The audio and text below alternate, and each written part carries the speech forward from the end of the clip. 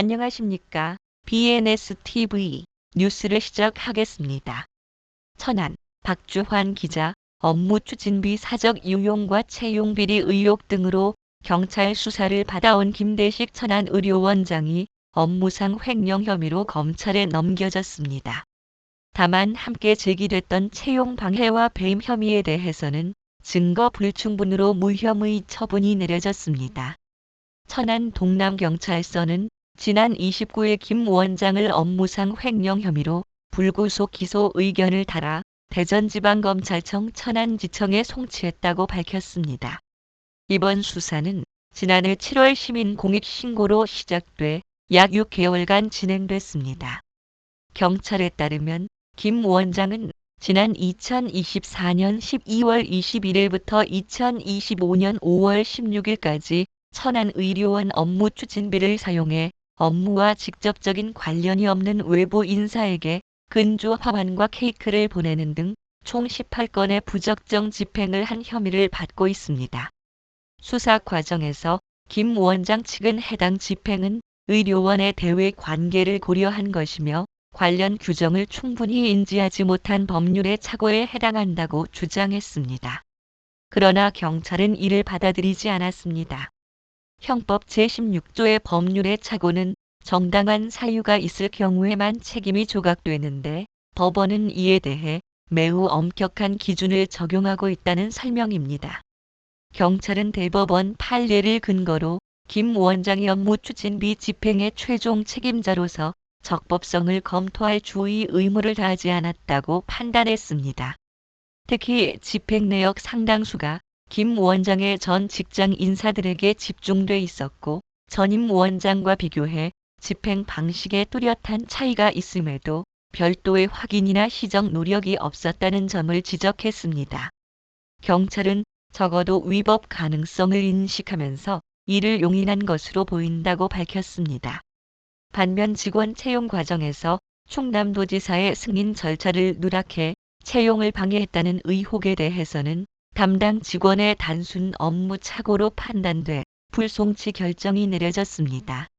종합검진센터 리모델링 공사 분할 발주와 관련한 배임 의혹 역시 열악한 재정 상황 속에서 이루어진 경영상 판단으로 보이며 특정 업체의 이익을 주려는 고의성이 입증되지 않았다고 경찰은 설명했습니다.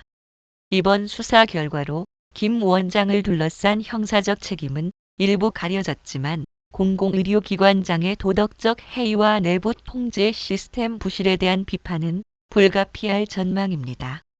지역 정가와 시민사회에서는 이번 사건을 계기로 충남도와 도의회가 산하 공공기관에 대한 관리 감독을 강화해야 한다는 목소리가 커지고 있습니다.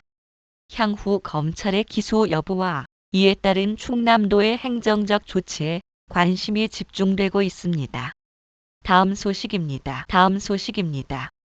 아산, 박주환 기자. 충남 아산시 시설관리공단 이사장 김효섭 이하공단이 지난 28일 시민들에게 지역 행사 정보 제공과 문화행사 활성화를 위해 아산문화재단 대표이사 유성녀와 업무 협약 MOU를 체결했습니다. 이번 협약은 아산시 지역 축제와 문화행사 정보를 시민과 방문객에게 보다 효과적으로 알리고 양기관의 협력을 통해 지역 문화행사 활성화에 기여하고자 마련됐습니다. 협약에 따라 공단은 아산시 전역을 운행하는 마을 버스를 활용해 성웅 이순신 축제, 은행나무길 행사 등 재단에서 주관 운영하는 행사에 대해 적극 홍보할 예정입니다. 공단 관계자는 공단이 운영하는 마을 버스를 단순히 시민들에게 제공되는 이동수단을 넘어 지역 문화 정보를 제공하는 의미 있는 역할을 하게 될 것이라며 이번 협약을 통해 시민들이 다양한 지역 행사를 쉽게 접할 수 있도록 적극적으로 노력하겠다고 말했습니다. 다음 소식입니다. 천안, 박주환 기자. 남서울대학교 RISE 사업단이 충남 천안시 및 유관기관과 공동으로 추진한 탄소 중립 전문가 교육 과정을 성공적으로 마무리하며 지역사회 탄소 중립 실현의 핵심 거점으로 부상하고 있습니다. 남서울대는 지난 29일 천안 SB 플라자에서 천안시 탄소 중립 지원센터 한국기후환경네트워크와 공동 운영한 교육과정 수료식을 열고 수료한 시민 70명과 남서울대에서 수료증을 받은 재학생 22명 등 총 92명의 탄소 중립 전문가를 배출했습니다. 이번 과정은 지역사회의 실질적인 탄소 중립 실천 역량을 강화하기 위해 기획됐습니다. 수료생들은 단순 이론 습득을 넘어 탄소 중립 개론, 스코프 1, 2, 3에 의해 온실가스 인벤토리 구축 및 탄소 발자국 산정 등 고도의 전문 지식을 습득했습니다. 특히 현장에서 즉시 활용 가능한 실무 중심의 교수법 훈련을 병행해 전문 강사로서의 자질을 갖추었다는 평가입니다. 수료생들은 향후 지역 내 유치원 및 초중고교 학생들을 대상으로 한 탄소 중립 교육 현장에 투입되며 천안시 탄소 중립 네트워크의 일원으로 다양한 활동에 참여할 예정입니다. 이주열 남서울대 RISE 사업단장은 어려운 과정을 마친 수료생들은 천안시가 탄소 중립 선도 도시로 나아가는 데 있어 핵심적인 인적 자산이 될 것이라며 대학의 인프라와 지역사회의 열정을 결합해 탄소 중립 실천 생태계의 선순환 구조를 공고히 하겠다고 밝혔습니다. 앞으로 남서울대는 RISE 사업과 연계해 탄소 중립 전문 인력 양성 시스템을 정례화하고 대학 내 연구 성과를 지역 환경 정책에 적극 접목할 방침입니다. 다음 소식입니다.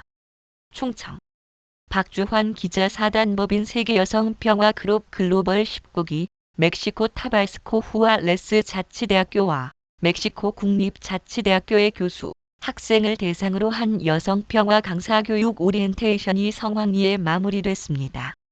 지난 30일 IWPG에 따르면 여성평화 강사교육은 여성을 평화의 주체로 교육하는 강사 양성 과정으로 지역과 국가의 평화 확산에 기여하는 것을 목표로 합니다. 지난해 12월 19일 중남미 15개국 300여 명의 수료생을 배출한 여성평화교육 7기 연합 수료식에 이어 이번 교육을 통해 멕시코 내 평화교육 확산이 더욱 가속화될 것으로 기대됩니다. 앞서 지난해 11월 IWPG 전나영 대표는 UJAT로부터 평화문화 확산을 위한 사회적 공헌을 인정받아 평화문화 증진상을 수상한 바 있습니다. IWPG는 UJAT와 평화교육 협력을 위한 양해각서를 체결했으며 MOU 이행의 일환으로 이번 교육이 진행됐습니다. 이로써 UJAT는 멕시코 대학 중 최초로 IWPG 여성평화교육을 정규 학사과정에 도입하게 됐습니다. UJAT 교수이자 IWPG 평화위원장인 이본 아드리아나 가이탄 베르트루이는 축사를 통해 이제는 폭력이나 갈등 예방이라는 습관적인 접근 방식을 뛰어넘어 가치, 관용, 인내, 공감, 회복 탄력성에 대한 개념들을 바탕으로 교육하는 법을 배워야 한다며 멕시코의 첫 평화 교육 강사라는 자부심을 느끼고 책임감 있게 임해달라고 당부했습니다. OT 이후 참가자들은 소감 발표를 통해 여성 평화 교육에 대한 기대와 다짐을 전했습니다. 파울라운 티베로스 UNAM 교수는 우리는 인류의 안에서 서로 도와야 하는 존재이며 이를 통해 평화의 문화를 일궈나가야 한다며 이 교육은 평화 문화에 대해 국제적인 시각을 접하며 성장할 수 있다는 점이 환상적이라고 생각한다고 말했습니다. UJAT 제도적 평화 문화 프로그램 책임자인 베를라 카리나 로페즈는 이번 교육에서 제 마음을 사로잡았던 것은 평화는 나 자신으로부터 시작된다는 점이라며 여성이 내면적으로 더 평화로운 존재로 성장할수록 평화로운 사회를 더 빨리 만들 수 있을 것입니다. 앞으로의 수업이 매우 기대된다고 말했습니다. 한편 IWPG는 UN 경제사회이사회 및 글로벌 소통국에 등록된 세계적인 여성 NGO입니다. 대한민국 서울에 본부를 두고 있으며 세계 122개국 115개 지부와 68개국 800여 개 협력단체와 함께 활동하고 있습니다. 지속 가능한 평화 실현을 비전으로 여성 평화 교육, 평화 문화 전파, 지구촌 전쟁 종식 평화 선언문 DPCW 법제화 지지와 촉구를 위한 글로벌 연대를 펼치고 있습니다. 다음 소식입니다. 전략경제협력 대통령 특사로 노르웨이를 방문 중인 강훈식 대통령 비서실장이 30일 페이스북을 통해 노르웨이와 1.3조 원에 달하는 다연장 로켓 천무 구매 계약을 체결했다고 밝혔습니다. 강 실장은 지난 10월 전략경제협력 대통령 특사로 임명되자마자 3박 5일이라는 일정으로 폴란드, 루마니아, 노르웨이를 방문했습니다. 그때의 방문이 약 100일 만에 실질적 성과인 계약으로 이어지다니 정말 감사하고 또 감회가 남다르다면서 오늘 최종적으로 1.3조 원에 달하는 계약이 체결됐다고 밝혔습니다. 강 실장은 이어 당시 우리 천무의 강력한 성능에 더해 정부의 지원 의지까지 최선을 다해 전달했지만 협의가 진행 중인지라 국민 여러분께 보다 구체적으로 보고드리지 못했다고 강조했습니다.